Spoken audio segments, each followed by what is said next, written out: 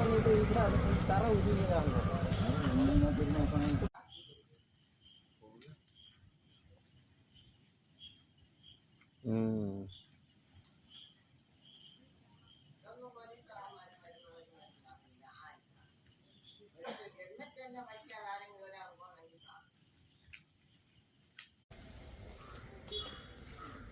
വൃത്തിഹീനമായി കിടക്കുന്ന പ്രദേശങ്ങളിൽ നിന്നെല്ലാം പഞ്ചായത്തിൻ്റെ ഹരിതകർമ്മസേന പ്രവർത്തകർ അതെല്ലാം വീടുകളിൽ നിന്ന് കളക്ട് ചെയ്ത് എവിടെയെങ്കിലും ഒരിടത്ത് കൊണ്ട് വെക്കാതിരിക്കാൻ പറ്റില്ലല്ലോ.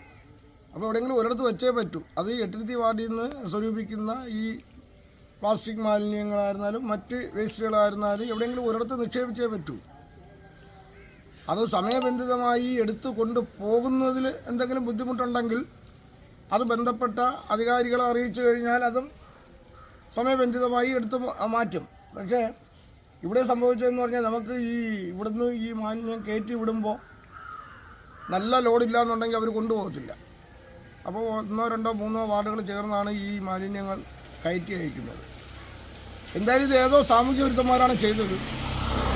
ആരും ഇത് കത്തിക്കാതെ താനേ കത്തത്തില്ല. ഇവിടെ ഏതെങ്കിലും ക്യാമറ ഉണ്ട് എങ്കിൽ അത് നിരീക്ഷിച്ച് എന്തായാലും പഞ്ചായത്ത് പോലീസ് സ്റ്റേഷനിൽ പരാതി കൊടുക്കും. അതിൻ്റെ നടപടി സ്വീകരിക്കും. ഈ ടാറ് ഇവിടെ വരാൻ ഒരു സാധ്യതയില്ല.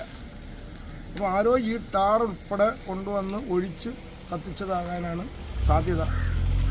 എന്നാലും ഇനി ഈ പൊതുജനങ്ങൾക്ക് ബുദ്ധിമുട്ടില്ലാത്ത രൂപത്തിൽ അതേപോലെ ഈ പ്രദേശത്ത് ഇവിടെ ഇത് കത്തുന്ന സ്ഥലത്ത് വീടില്ലാത്തത് കൊണ്ടും ലൈൻ ഇല്ലാത്തത് കൊണ്ടും വലിയൊരു അപകടം ഒഴിവായി. ആ അപകടം ഒഴിവായതാണ് വലിയൊരു കാര്യം. എന്തായാലും ഇനി ഇതെത്രയും സൂക്ഷിച്ച് ഏതെങ്കിലും ഉൾപ്രദേശത്തോട്ട് വയ്ക്കുന്നതിനാവശ്യമായിട്ടുള്ള നടപടി പഞ്ചായത്ത് ഭരണസമിതി സ്വീകരിക്കും.